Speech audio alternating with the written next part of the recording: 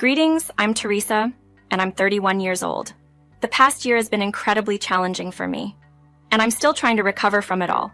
I've been quietly reading stories on this platform for a while, and they've inspired me to share my own experience. My story starts with Gabriel, my ex-husband. We met at work right after I finished college. I landed a great job at a well-known company, and Gabriel and I ended up in the same department.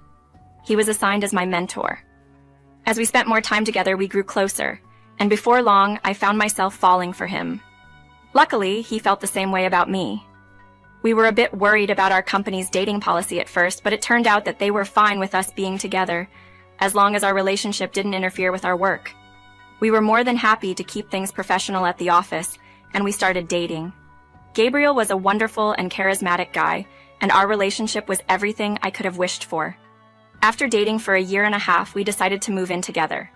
Thanks to my parents' help, I had my own house, so Gabriel moved in with me. Things were great, and after 4 years together, Gabriel proposed. I was overjoyed and said yes without hesitation. The thought of spending my life with him filled me with happiness. We had a small, intimate wedding 8 months later.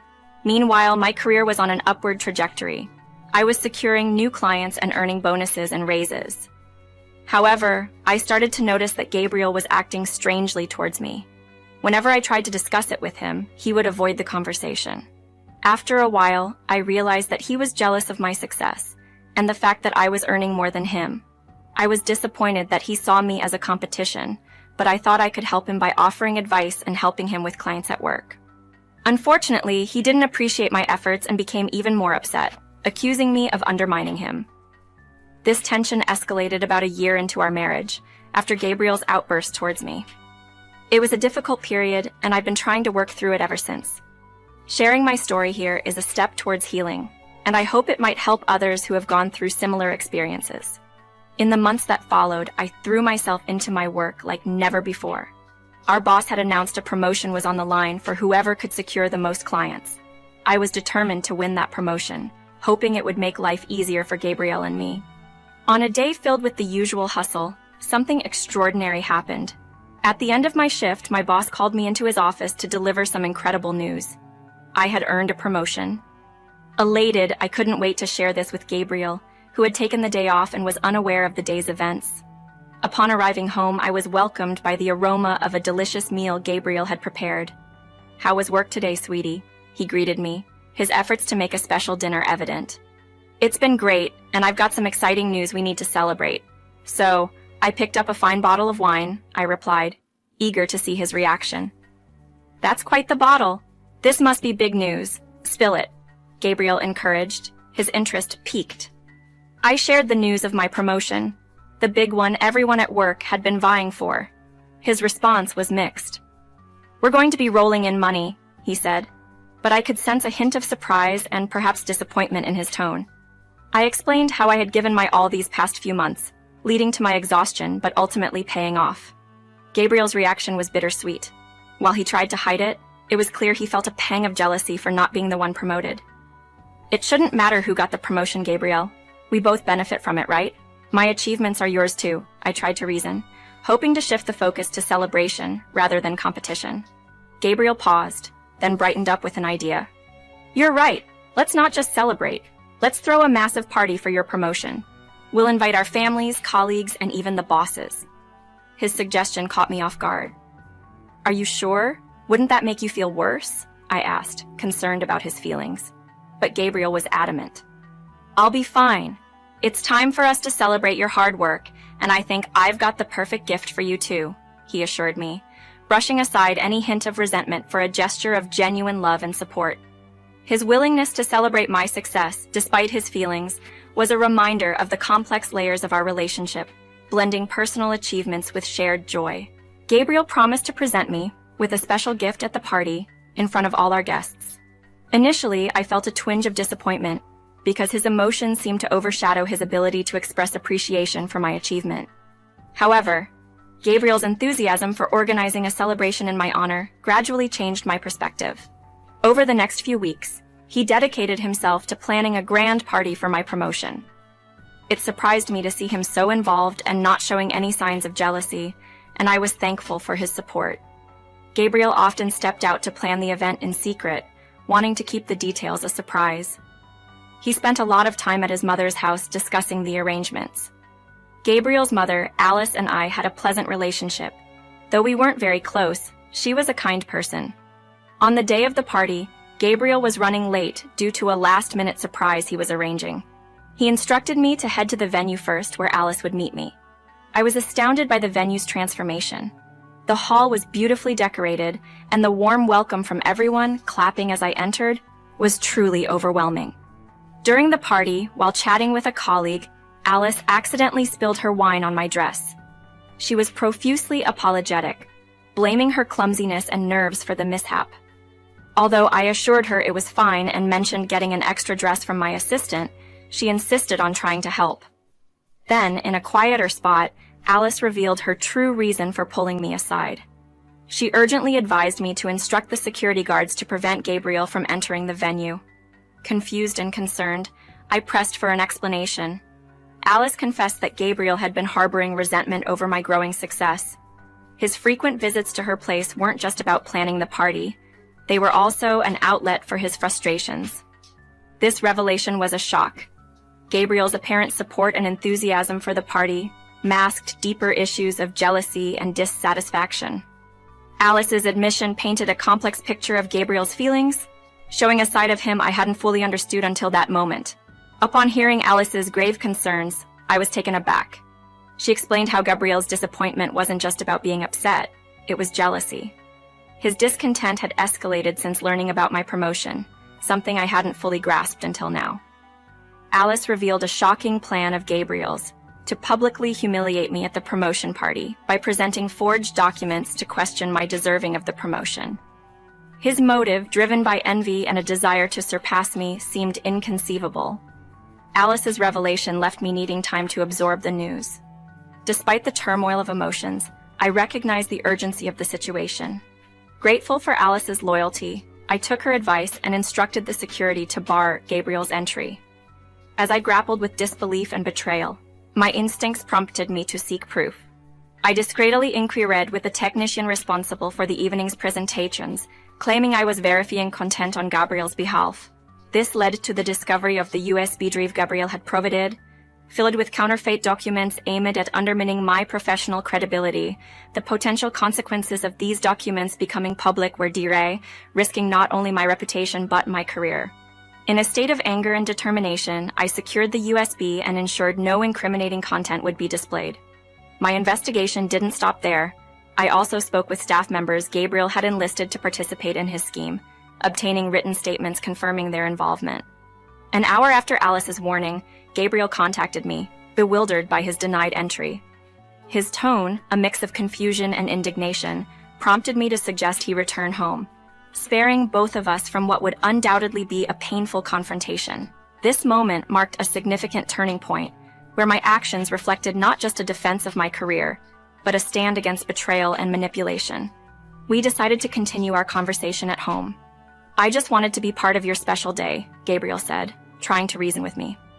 But at that moment, I was too upset to engage. "I'm aware of your actions, Gabriel, and I don't want to talk about this over the phone," I replied, my voice firm. Gabriel seemed incredulous, questioning my understanding of the situation. "I know exactly what I'm doing. You need to go home and reflect on your jealousy and insecurities," I said, cutting him off. Despite his protests and feigned ignorance, I confronted him about the sabotaging plans I had uncovered, especially the damning evidence on the USB meant for the projector. Gabriel accused me of snooping and questioned my trust in him, to which I responded, "I did trust you, but after tonight, any trust I had has disappeared." His attempt to justify his actions by claiming I flaunted my achievements only highlighted his inability to be supportive. "I was hoping you'd be happy for me, not jealous," I countered. The conversation escalated as Gabriel demanded I return home immediately after the party, issuing a veiled threat. This only fueled my resolve to distance myself from him. "Threaten me, and I won't come back at all," I retorted, hanging up. Despite Gabriel's attempt to overshadow the evening with negativity, I chose to enjoy the party. It was supposed to mark the beginning of my downfall, but instead, I had a wonderful time, celebrating my achievements with colleagues and friends. Later that night, I sought refuge at Alice's home, knowing Gabriel had already reached out to her. She advised him to give me space, supporting my need for distance. In the days that followed, I took decisive action by filing for divorce, determined to close this painful chapter of my life. Once the paperwork was ready, I prepared to confront Gabriel one last time, this time with the finality of divorce papers in hand. This decision marked a new beginning for me, free from the shadows of jealousy and manipulation. When I returned home, Gabriel was there to greet me. "You're back, finally," he said, trying to sound cheerful. I wasn't in the mood for pleasantries. "Don't pretend to be happy. I'm not here for that," I replied coldly. Gabriel attempted to apologize, claiming he truly missed me and regretted his actions. But his apology felt hollow. "You think saying sorry is enough? You tried to ruin both my career and reputation because of your jealousy and insecurity," I confronted him. Gabriel's excuse was that he was in a bad place mentally, but that hardly seemed like a justification for his actions. He claimed to be struggling because I was receiving recognition for our work, despite us being in the same department. The conversation took a darker turn when Gabriel implied that my success was due to exploiting my femininity, not my hard work or achievements. I reminded him of my contributions and the revenue I generated, all through professional means. Gabriel, unable to accept this, admitted to resorting to fabricating evidence to undermine me, insisting there was no way I could be genuinely more successful than him. His actions were indefensible. Gabriel was prepared to demean the person he claimed to love, driven by his so-called insecurities. He even cited the embarrassment he felt over being outperformed by his wife as a justification for his behavior, revealing the true extent of his resentment and the influence of his friends' opinions over our relationship. Fed up with his justifications and unwillingness to endure his destructive tendencies, I handed him the divorce papers. Gabriel's plea, framing his betrayal as a single mistake, did nothing to sway me. His lack of genuine remorse and failure to recognize the severity of his actions made it clear he hadn't grasped the depth of his wrongdoing. His priorities were misplaced, valuing his ego over our relationship, which was far from the foundation of a healthy partnership. After Gabriel's harsh words and threats, I realized I couldn't bear any more. His inability to see the wrong in his actions was baffling. He saw his attempts to sabotage my career as a minor mistake. I quickly gathered my belongings and headed to Alice's house, but not before informing Gabriel he had 2 weeks to move out of my place. I wasn't particular about where he went, as long as he wasn't there anymore. With tensions between Gabriel and me becoming evident, I decided to preempt any workplace gossip by announcing our divorce. I kept the reasons private, but Gabriel, intent on damaging my reputation, started spreading false stories. He accused me of excluding him from my promotion party out of selfishness and jealousy, twisting the narrative to undermine me. In response to his unfounded attacks and to protect my integrity, I shared the evidence of Gabriel's schemes with our bosses and HR. This included the forged documents he intended to use against me and signed statements from those he had enlisted for his plan. I also highlighted the negative impact his actions and lies were having on workplace productivity. The company acted swiftly. Gabriel was summoned to the boss's office the next working day and subsequently fired. Seeing him leave the office, defeated, was an ironic twist of fate. His call to me afterward, full of accusations and anger, confirmed his dismissal. He demanded to know why I ruined his career, to which I replied without confirming anything specific. Yet I pointed out the irony in his actions. After threatening to ruin me for leaving him, he was upset over the consequences of his actions. Gabriel's plan to undermine me not only backfired, but also highlighted the disparity between attempting harm and facing the repercussions. His dismissal wasn't just about the conflict. It was about maintaining a professional and ethical workplace, something he had blatantly disregarded. Faced with Gabriel's untenable behavior, I was forced into a position where protecting myself was the only option. His response to his termination hinted at disbelief, but the reality was his actions weren't just harmful to me personally, but professionally as well, breaching multiple ethical boundaries within our workplace. I explained to Gabriel that his firing wasn't just because of poor performance, but due to his deliberate attempts to undermine his wife, a clear violation of both professional and personal trust. Despite his protestations of innocence and disbelief, I made it clear that his actions during our marriage made me fearful of what he might do if we were to divorce. prompting me to take preemptive steps for my own safety and career preservation. Gabriel's threats of legal action and financial retribution were met with the reality of the evidence I had gathered against him. Evidence that would certainly interest any legal proceedings. His threats only underscored his inability to grasp the severity of his actions, leading me to end the conversation and insist on future communications being handled through legal channels. The satisfaction I felt in seeing Gabriel react as he did was tinged with the regrettable necessity of the situation. His attempts to contest the divorce and seek alimony based on the claim that his job loss was my fault were doomed to fail. The substantial evidence of his attempts to sabotage my career, coupled with corroborating statements from our workplace and even his mother, painted a clear picture to any observer. As the divorce proceedings dragged on, Gabriel's insistence on dividing even the smallest of our shared assets only served to prolong the process, much to his financial detriment. Despite the unnecessary length and complexity of the divorce, I maintained my focus on a fair resolution, offering concessions where reasonable to finally close this painful chapter of my life. The court's decision to deny his alimony request, based on the evidence and circumstances, was a relief, allowing me to move forward with a sense of closure and the opportunity to rebuild. When it came down to finalizing our divorce, Gabriel insisted on dividing every single item we owned, down to the minutest detail, like spoons and forks.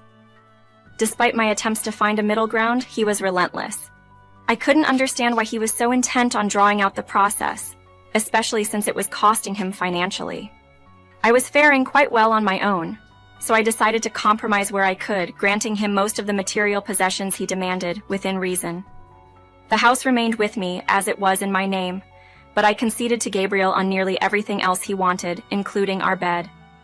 With ample resources at my disposal, replacing these items wasn't a concern for me.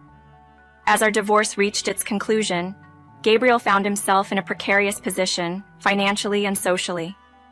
He moved from one friend's couch to another, until their patience wore thin with his unwillingness to look for work. Even Alice, his mother, reached her limit after his outburst led her to cut off all contact with him. Eventually, devoid of options, Gabriel approached me, seeking assistance. But I was resolute in my decision to sever ties and not get dragged back into his turmoil. Last I knew, he was staying with an aunt and had managed to secure some form of employment. On my end, life has been fulfilling and serene. While there are moments when I mourn what was lost with Gabriel, I remind myself of the peace and happiness I've gained in his absence. Therapy has been a helpful tool in navigating through my feelings of grief, loss, and anger, leading me to a place of well-being and contentment. Alice, on her part, initially tried to compensate for her son's misdeeds, but after a heartfelt conversation, she ceased. Our relationship evolved, and she's become a dear friend and a maternal figure in my life. As for love, I'm taking my time, focusing on self-care, and enjoying life to the fullest until I'm ready to trust again.